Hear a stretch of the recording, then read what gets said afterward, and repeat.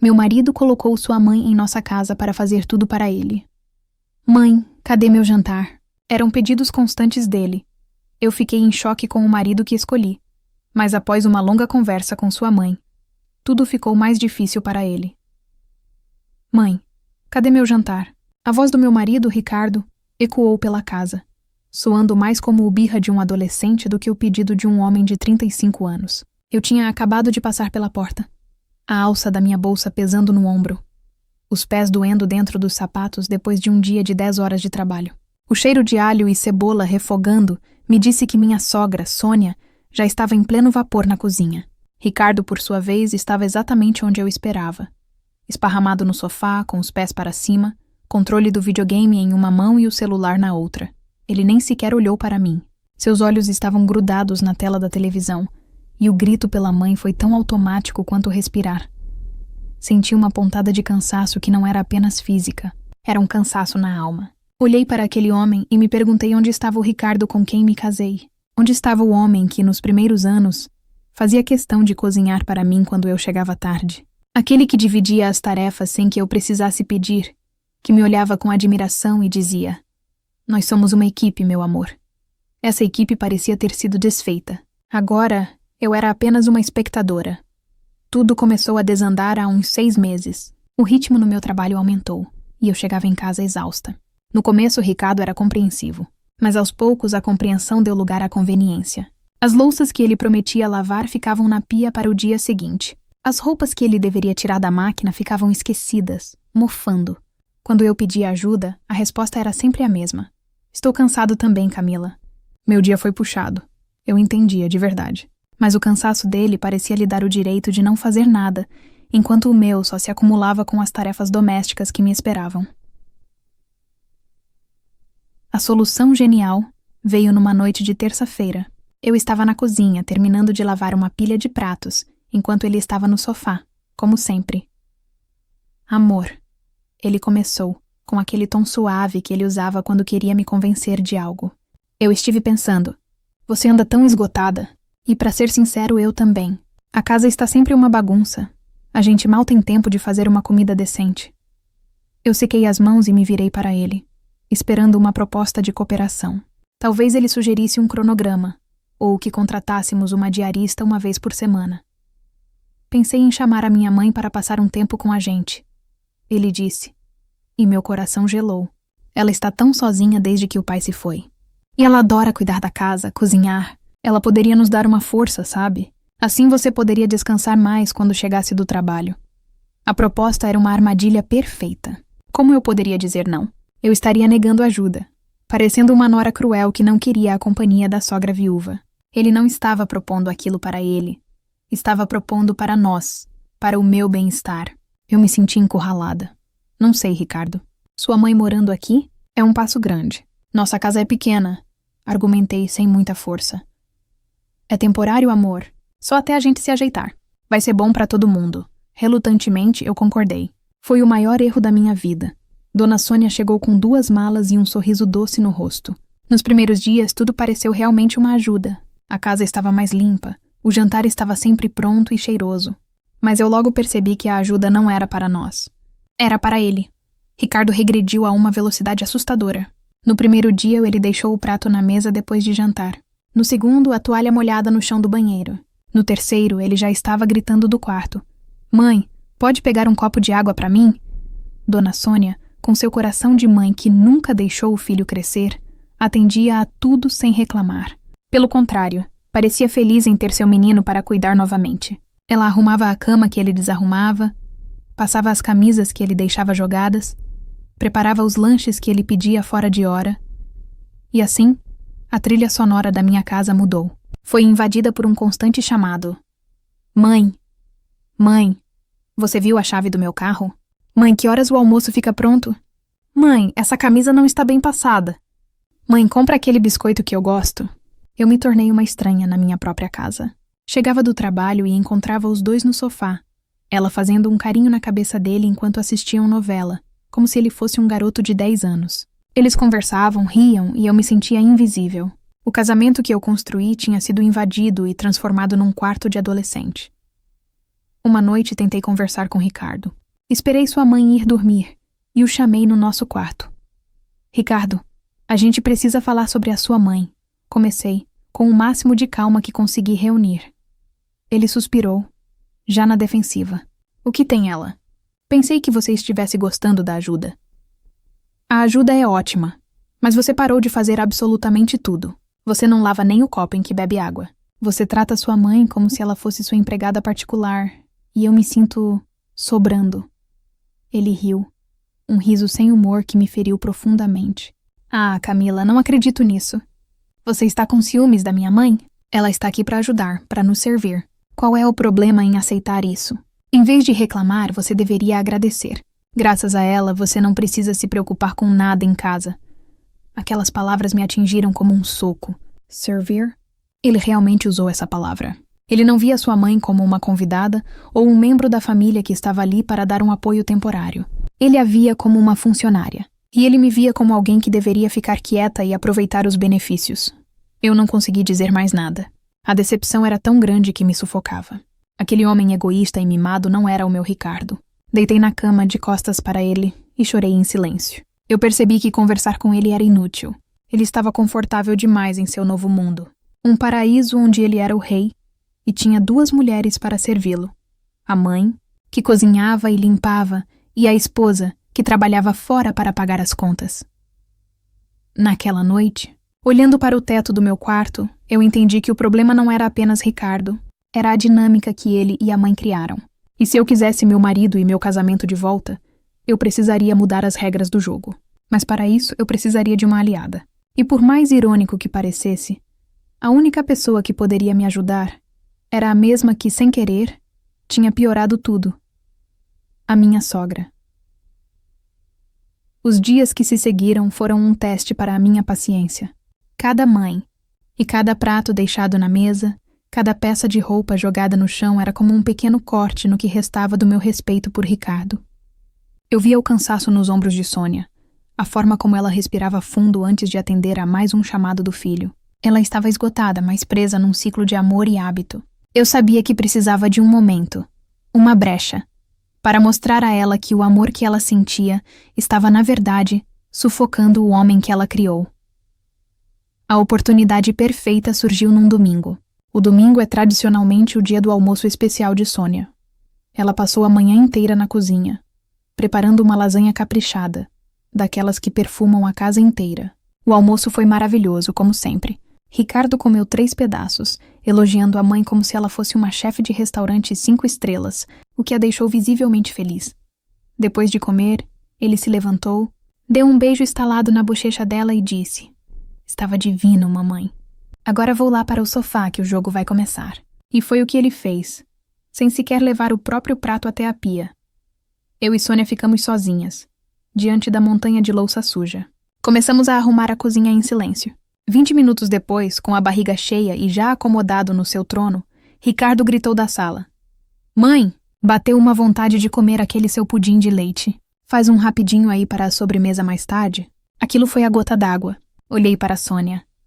O sorriso que ela tinha no rosto havia desaparecido. Vi seus ombros caírem, a exaustão estampada em seu rosto. Ela olhou para a pia cheia, para o fogão ainda sujo, e suspirou. "Claro, meu filho. A mãe já faz." Ela respondeu com a voz fraca. Naquele momento, uma fúria gelada tomou conta de mim. Fui até a sala, parei na frente da televisão e olhei para Ricardo. "Você não tem um pingo de vergonha?" Perguntei, a voz tremendo de raiva. Ele me olhou surpreso. "O que foi agora, Camila? Tá maluca? Sai da frente da TV! Sua mãe passou a manhã inteira cozinhando para você.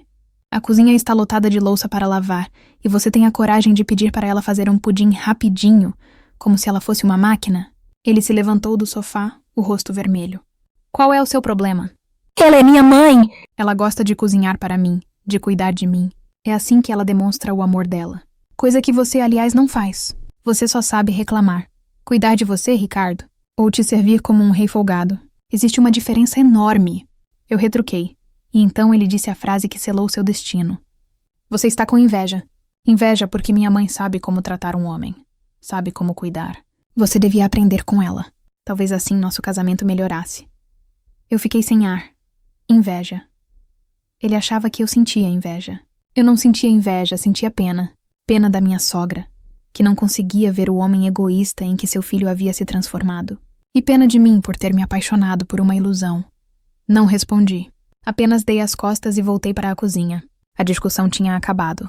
Falar com ele era como falar com uma parede. Encontrei Sônia perto da pia, com os olhos marejados. Ela tinha ouvido tudo. Não liga para ele, minha filha. Ela disse baixinho. É o jeito dele.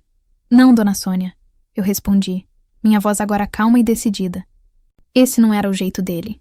E a gente precisa conversar sobre isso. Esperei a noite chegar. Ricardo comeu o seu pudim, assistiu ao seu futebol e foi dormir, satisfeito com o mundo que girava ao seu redor. Encontrei minha sogra na pequena varanda dos fundos, tomando um chá. Sentei-me ao lado dela. O silêncio reinou por um tempo, até que eu decidi quebrá-lo. Dona Sônia, eu amo o seu filho, comecei, e vi que ela me olhou com atenção. Eu amo o homem com quem me casei, o homem que a senhora criou para ser independente, forte, um parceiro de vida. Fiz uma pausa, escolhendo as palavras com cuidado. Eu me lembro das histórias que a senhora contava, de como ele aprendeu a cozinhar para se virar na faculdade, de como ele era responsável com o dinheiro dele.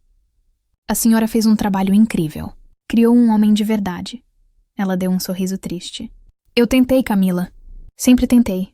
E a senhora conseguiu, eu afirmei. Mas me desculpe a sinceridade. Esse homem não mora mais nesta casa. Desde que a senhora chegou, com a melhor das intenções, ele se esqueceu de tudo o que aprendeu. Ele voltou a ser um menino. Eu apontei exemplos claros. Ele não sabe onde ficam as próprias meias. Ele não pega um copo de água sozinho. Ele não só espera que tudo seja feito para ele, como exige, como se fosse uma obrigação. E hoje, quando eu o confrontei, ele me disse que eu tenho inveja do cuidado que a senhora dá a ele. As lágrimas que Sônia segurava finalmente rolaram pelo seu rosto. Eu sei que a senhora faz tudo por amor. Continuei com a voz suave. Mas esse amor está se tornando uma bengala. Ele está se apoiando tanto na senhora que se esqueceu de como andar com as próprias pernas. Isso não é justo com ele, que está deixando de ser o homem da casa. E não é justo com a senhora, que merece descansar. A senhora já cumpriu sua missão de mãe. Não pode ser babá dele para sempre. Ela soluçou, um choro silencioso e sofrido. Eu não sei dizer não para ele, Camila. Quando eu vejo, já estou fazendo. É meu menino, meu único filho. Eu sei, disse, pegando na mão dela. A pele era macia, mas as mãos eram de quem trabalhava duro.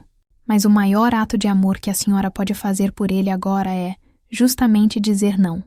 É deixar ele cair um pouco para que ele se lembre de como levantar. Ele precisa voltar a ser o meu marido, e não apenas o seu filho. E para isso, nós duas precisamos parar de tratá-lo como uma criança. Ela me olhou, os olhos vermelhos, mas com um brilho diferente. Um brilho de compreensão. Ela apertou minha mão de volta. O pai dele sempre dizia que eu o mimava demais. Ela confessou. Acho que ele estava certo. Eu não estou ajudando o meu filho. Estou o prejudicando. Naquele momento, na varanda escura, sob a luz fraca da lua, uma aliança foi formada. Não precisei dizer mais nada. Sônia entendeu. Ela enxugou as lágrimas e seu rosto, antes marcado pelo cansaço, agora exibia uma nova e firme determinação. O jogo ia virar. E Ricardo não fazia a menor ideia da tempestade que estava prestes a se formar sobre sua cabeça. A manhã de segunda-feira começou com um silêncio estranho. Normalmente, a primeira coisa que eu ouvia era a voz de Ricardo, ainda sonolento, gritando do quarto. Mãe, meu café tá pronto? Mas hoje nada. Quando saí do banho, encontrei minha sogra sentada à mesa da cozinha, tomando seu café com uma calma que eu não via há meses. Ela estava lendo uma revista, parecendo uma senhora aposentada de verdade, não uma governanta sobrecarregada. Ricardo apareceu na cozinha minutos depois, já atrasado para o trabalho. Ele olhou para o bule de café vazio, para a mesa posta apenas para uma pessoa, e seu rosto se contorceu em confusão. Ué, mãe, não fez café para mim? Ele perguntou, o tom já carregado de impaciência. Sônia baixou a revista lentamente. Bom dia para você também, meu filho. A cafeteira está ali no mesmo lugar de sempre. A água e o pó de café também. Ele ficou parado, boquiaberto, como se ela tivesse falado em outra língua. Mãe, eu tô atrasado. Não dá tempo de fazer café agora. Que pena, ela respondeu, sem levantar o olhar da revista. Talvez amanhã você acorde um pouco mais cedo. Ricardo bufou, abriu a geladeira, pegou uma caixa de leite e bebeu no gargalo, como um animal selvagem. Antes de sair, ele gritou do corredor. Pelo menos a minha camisa azul social tá passada, né? Está no cesto de roupa suja, meu filho. Exatamente onde você a deixou no sábado, respondeu Sônia, a voz firme como uma rocha. Ouvimos o barulho dele revirando o armário, resmungando palavrões. E depois a porta da frente bateu com uma força que fez os quadros da parede tremerem. Eu e Sônia nos olhamos por cima da mesa. Um pequeno sorriso cúmplice surgiu no rosto dela. A primeira batalha havia sido vencida. A verdadeira guerra, no entanto, começou à noite. Eu cheguei em casa primeiro. Sônia havia feito um lanche leve para ela e para mim. Pão integral com queijo branco e salada. Comemos juntas, conversando sobre o nosso dia. Era a primeira vez em muito tempo que eu me sentia em casa na minha própria casa. Quando Ricardo chegou, a cena se repetiu. Ele jogou a pasta no sofá e marchou para a cozinha. O silêncio e a falta do cheiro de comida o deixaram visivelmente irritado. Mãe, ele gritou com a voz que eu aprendi a detestar. Cadê meu jantar? Estou morrendo de fome. Sônia apareceu na porta da cozinha, secando as mãos num pano de prato. Boa noite, Ricardo. Sua comida está na geladeira, nos potes. Tem arroz, feijão e o resto da lasanha de ontem. É só esquentar. Ele riu um riso forçado e debochado. Ah, tá bom. Já entendi a brincadeira. Vocês duas estão de complô contra mim, é isso?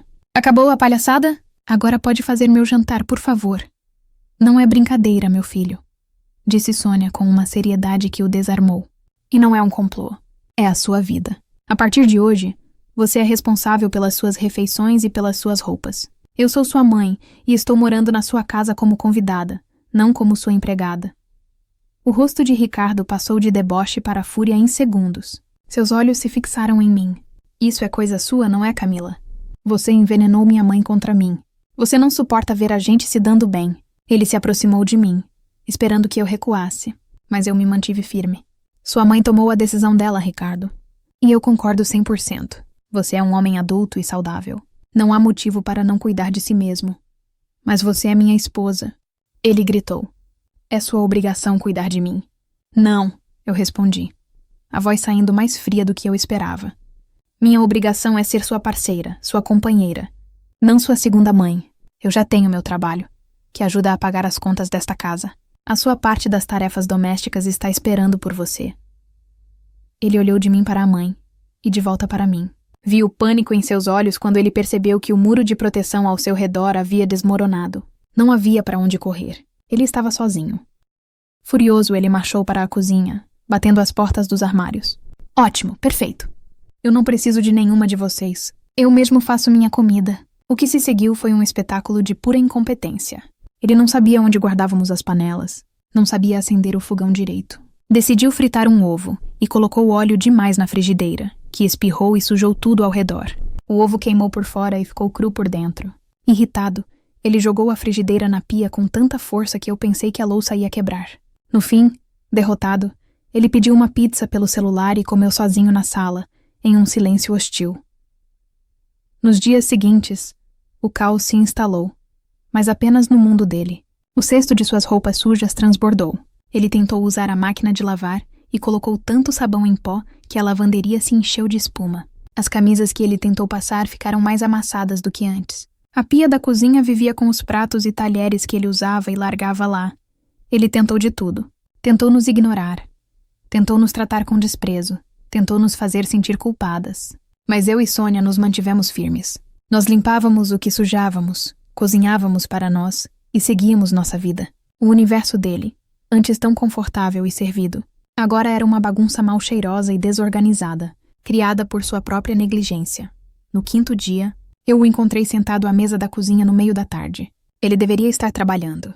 Sua cabeça estava entre as mãos, e ele olhava para uma panela com macarrão grudado e queimado no fundo. Não havia mais raiva em seu rosto. Havia apenas um desamparo profundo, a expressão de uma criança perdida. Ele estava cansado. Não do trabalho, mas da vida real. O peso das pequenas decisões diárias que ele sempre terceirizou para nós, o que comer, que roupa vestir, quando lavar a louça, havia desabado sobre ele de uma só vez. Pela primeira vez na vida, meu marido estava sentindo o fardo de ser um adulto. E ele estava desmoronando. Eu encontrei Ricardo exatamente onde o havia deixado, sentado na cozinha caótica que ele mesmo criou. A panela queimada na sua frente parecia um troféu de sua derrota. Quando ele levantou o rosto, não viu o homem arrogante e raivoso dos últimos dias. Vi um homem quebrado. Os ombros caídos, os olhos vermelhos e úmidos.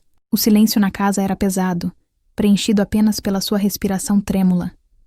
Minha sogra entrou na cozinha logo depois de mim, e paramos as duas na porta, observando a cena. Não era um momento de triunfo. Era um momento triste. Ele olhou primeiro para a mãe. A voz saiu rouca, embargada. Mãe, me perdoa, ele sussurrou. Eu não sei o que deu em mim. Eu te tratei como se você não fosse nada. Como uma empregada. Você me deu tudo a vida inteira e eu só soube abusar do seu amor. Me perdoa. Sônia não disse nada. Apenas caminhou até ele e colocou a mão em seu ombro. As lágrimas que ele segurava começaram a cair. Então, ele se virou para mim. O olhar dele era o de quem se enxergava no espelho pela primeira vez e não gostava do que via. Camila, ele começou, engolindo em seco. Eu fui um monstro com você. Um egoísta, um menino mimado. Tudo o que você me disse era verdade. Eu te acusei de ter inveja, mas o errado era eu. Eu me escondi atrás da minha mãe para fugir das minhas responsabilidades de marido.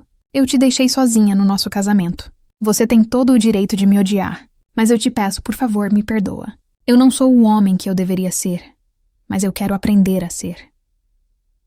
Aquela foi a confissão mais honesta e dolorosa que eu já ouvi. Minha raiva, que esteve fervendo por meses, começou a se dissipar, dando lugar a uma compaixão cautelosa. Foi Sônia quem quebrou o silêncio que se seguiu. Eu te perdoo, meu filho. Eu sempre vou te perdoar, disse ela com a voz embargada de mãe. Mas o perdão não muda o que precisa ser feito. Eu te amo mais do que a vida. E é exatamente por te amar tanto que eu não posso mais morar aqui. Ricardo levantou a cabeça bruscamente. Não, mãe. Não faz isso. Eu preciso de você. Não. Ela corrigiu com uma firmeza amorosa. Você precisa de si mesmo. Enquanto eu estiver debaixo deste teto, você sempre vai ter uma rede de segurança. Você nunca vai crescer de verdade. Eu já vi um apartamento pequeno para alugar, a algumas ruas daqui. Vou ser sua mãe, que te visita aos domingos para comer uma macarronada, que te liga para saber se você está bem. Mas eu não vou mais ser a babá que lava as suas roupas. Você precisa se tornar o homem desta casa, o marido da Camila. A decisão dela foi um choque final, a última peça que faltava para a demolição do mundo infantil de Ricardo. Ele entendeu que não haveria volta. Aquela era a nova realidade. Na semana seguinte, ajudamos Sônia com a mudança. Foi estranho ver o quarto de hóspedes vazio. A casa ficou mais silenciosa. Agora éramos apenas eu e ele. Os primeiros dias foram desajeitados. Ricardo parecia um estrangeiro em sua própria casa. Uma noite ele se aproximou de mim, hesitante, segurando uma cebola e uma faca. Camila, eu sei que não mereço pedir nada, mas você pode me ensinar a fazer um arroz decente? Eu hesitei. Uma parte de mim queria dizer se vira, mas eu vi o esforço genuíno em seus olhos. Vi a humildade. Tudo bem, respondi sem muito entusiasmo. Pega a panela. Primeiro, você precisa picar a cebola e o alho. E assim começou. De forma relutante no início, passei a ser sua instrutora. Ensinei-o a separar as roupas para lavar, a dosar o sabão, a ler uma receita, a limpar o banheiro sem deixar tudo ensopado. Ele errava, queimava a comida, manchava uma camisa, mas não desistia. Ele anotava as coisas num caderno, assistia a vídeos na internet. Ele estava genuinamente empenhado em aprender. Certa noite, enquanto limpávamos a cozinha juntos depois do jantar, ele parou e olhou para mim. Sabe, eu nunca tive ideia do trabalho que dava, ele disse, parecendo chocado com a própria descoberta. Manter tudo limpo, pensar no que cozinhar, lavar, passar. É um segundo emprego. E você fazia tudo isso sozinha depois de um dia cheio de trabalho. E eu ficava no sofá. Eu fui um completo idiota com você, Camila. Um canalha. Naquele momento, meu coração se abriu um pouco. Ele não estava apenas aprendendo a fazer tarefas. Ele estava aprendendo a ter empatia. Estava finalmente me enxergando. A mudança foi lenta, mas constante. Aos poucos, me ensina a fazer virou. O que você acha de fazermos juntos? Cozinhar deixou de ser uma aula e passou a ser uma parceria. As decisões da casa passaram a ser tomadas a dois. Se um de nós chegava cansado, o outro assumia a responsabilidade sem que fosse preciso pedir. Um dia, Eu cheguei do trabalho me sentindo especialmente exausta. Abri a porta e senti um cheiro maravilhoso. Encontrei Ricardo na cozinha, terminando de pôr a mesa. Havia um frango assado e legumes no forno. Ele sorriu ao me ver. Oi, meu amor. Chegou tarde. Imagino que esteja cansada. Vai tomar um banho e relaxar. O jantar está quase pronto. Naquele instante, meus olhos se encheram de lágrimas. Era a frase que eu sonhei em ouvir por tanto tempo. Não era mais o filho mimado da minha sogra. Ali na minha frente, com um pano de prato no ombro e um sorriso orgulhoso, estava o meu marido, o meu parceiro. Nosso casamento não voltou a ser o que era no início. Tornou-se algo muito melhor. O amor apaixonado deu lugar a um amor maduro, forjado no respeito e na admiração mútua. A trilha sonora da nossa casa não era mais o chamado dele pela mãe, mas o som das nossas conversas e risadas enquanto preparávamos o jantar juntos. Superamos a crise, não para voltar ao que éramos, mas para nos tornarmos o casal que sempre deveríamos ter sido.